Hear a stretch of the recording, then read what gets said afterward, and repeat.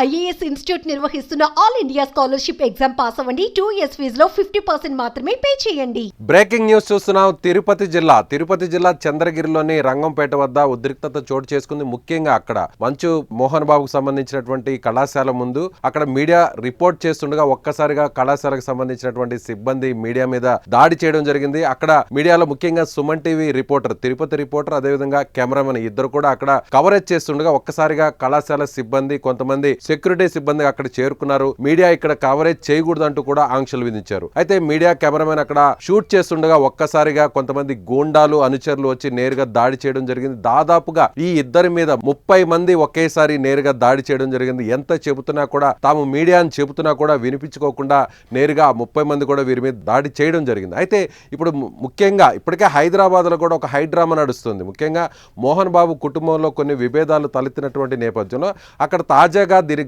కారణాలు ఏంటి అనేటువంటి కోణంలో అక్కడ కవరేజ్ చేసేటువంటి ప్రయత్నంలో అక్కడ కొంతమంది మీడియా ప్రతినిధులు వెళ్లారు. ఒక సుమన్ టీవీ కాకుండా మిగిలిన మీడియా కూడా అక్కడికి చేరుకోవడం జరిగింది. అయితే సుమన్ టీవీ మీదే నేరుగా ఆ సిబ్బంది దాడి చేయడం జరిగింది. ఎంత చెబుతున్నా కూడా వినిపించుకోకుండా నేరుగా అటాక్ చేసినటువంటి పరిస్థితి. మనకు ఆ దృశ్యాలు చూస్తే అక్కడ మనకి చాలా స్పష్టంగా అర్థమవుతుంది. అక్కడ ఉన్నటువంటి కెమెరాని, అదేవిధంగా కొంత ఎక్విప్మెంట్ను కూడా ధ్వంసం చేశారు. అదేవిధంగా కెమెరామెన్ మీద దాడి చేయడం జరిగింది. కొంత గాయాలు కూడా అయ్యాయి. ఇప్పుడు ఇద్దరు కూడా నేరుగా ప్రభుత్వ హాస్పిటల్కి వెళ్ళి అక్కడ ప్రస్తుతం చికిత్స పొందుతున్నారు.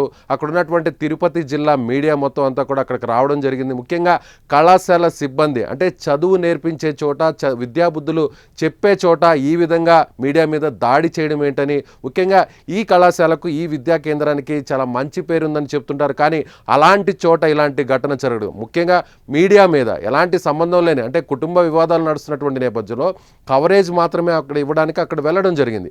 ఏం జరిగింది అనేటువంటి విషయాన్ని తెలుసుకునేటువంటి ప్రయత్నంలో మిగిలినటువంటి మీడియా మిత్రులతో పాటుగా సుమన్ టీవీ కూడా అక్కడికి చేరుకోవడం జరిగింది. కానీ ఒక్కసారిగా అక్కడ ఉన్నటువంటి కొంతమంది గూండాలు, అనుచరులు, అంటే వారు ఒక మాట చెప్పాలంటే ఆ కాలేజీలో పనిచేస్తున్నటువంటి సిబ్బందా లేదంటే ప్రైవేట్ గూండాలు అనేటువంటి అనుమానం కలుగుతుంది. ఎందుకంటే ఆ దాడి జరిగినటువంటి తీరును చూస్తే చాలా స్పష్టంగా మనకు అర్థమవుతుంది. ఇప్పటికే మీడియా అసోసియేషన్ అంతా కూడా అక్కడికి చేరుకోవడం జరిగింది. జరిగినటువంటి ఘటనని వీరందరూ కూడా వ్యతిరేకిస్తున్నారు.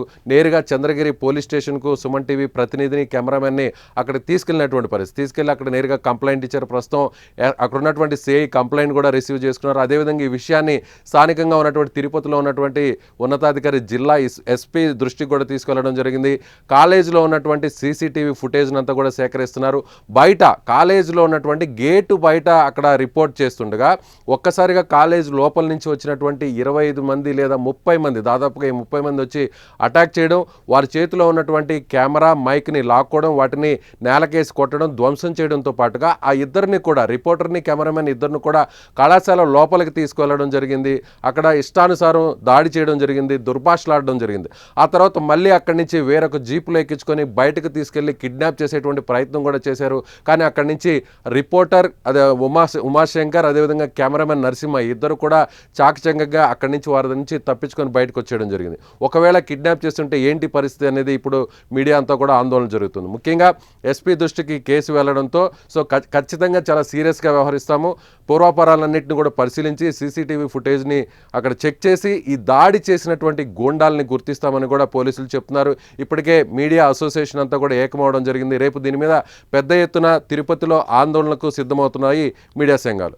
సో సీనియర్ రిపోర్టర్గా ఉన్నటువంటి ఉమాశంకర్ తన విధి నిర్వహణలో భాగంగానే అక్కడ ఉన్నటువంటి సిచ్యువేషన్, అంటే ఇప్పుడు గొడవలు ఏదైతే జరుగుతున్నాయో మంచు కుటుంబంలో, ఈ గొడవలకు ప్రధాన కారణం కళాశాలకు సంబంధించినటువంటి ఆస్తుల వ్యవహారమే. కాబట్టి అక్కడ బయట వెళ్ళి అక్కడ ఏం జరుగుతుంది అనేటువంటి ప్రయత్నంలో భాగంగా అక్కడ విధి నిర్వహణలో భాగంగా రిపోర్ట్ చేస్తుండగా అసలు ఏమీ సంబంధం లేనటువంటి కొంతమంది బయట వ్యక్తులు కూడా అక్కడికి వచ్చి దాడి చేస్తున్నట్టుగా తెలుస్తుంది. సో గతంలో కూడా ఇదే విధంగా మీడియా వెళ్ళినప్పుడు దురుసుగా ప్రవర్తించడం జరిగింది. గతంలో కూడా మీడియా మీద, పలు మీడియా ఛానల్ మీద, ప్రతినిధుల మీద ఇదే విధంగా దురుసుగా వ్యవహరించారు. గతంలో కూడా కొంతమంది మీద కూడా దాడి చేశారనేటువంటి విషయాన్ని కూడా అక్కడ ఉన్నటువంటి మీడియా ప్రతినిధులు మనకు చెప్తున్నారు. ఏదేమైనా కానీ సో ప్రజాస్వామ్యంలో ఇలాంటి ఘటన, రాజ్యాంగంలో ప్రతి ఒక్కరు కూడా మీడియాకు ఒక స్వేచ్ఛ ఉంటుంది, అక్కడ జరిగినటువంటి విషయాల్ని చెప్పే హక్కు మీడియాకు ఉంటుంది. కానీ ఈ విధంగా మీడియా మీద దాడి చేయడం, విధి నిర్వహణలో ఉన్నటువంటి రిపోర్టర్ మీద, కెమెరా మీద అమానుషంగా దాడి చేయడం, ముఖ్యంగా అక్కడ హాస్పిటల్కి వెళ్ళి ట్రీట్మెంట్ తీసుకుంటే మిగిలినటువంటి మీడియా ప్రతినిధులు చెప్తున్నారు ఈ విధంగా దాదాపుగా 30 మంది ఒకేసారి మీడియాని టార్గెట్ చేయడం, అందులోనూ సీనియర్ రిపోర్టర్ మీద, కెమెరా మీద అటాక్ చేయడం ఎంత మాత్రం కరెక్ట్ కాదని చెప్తున్నారు.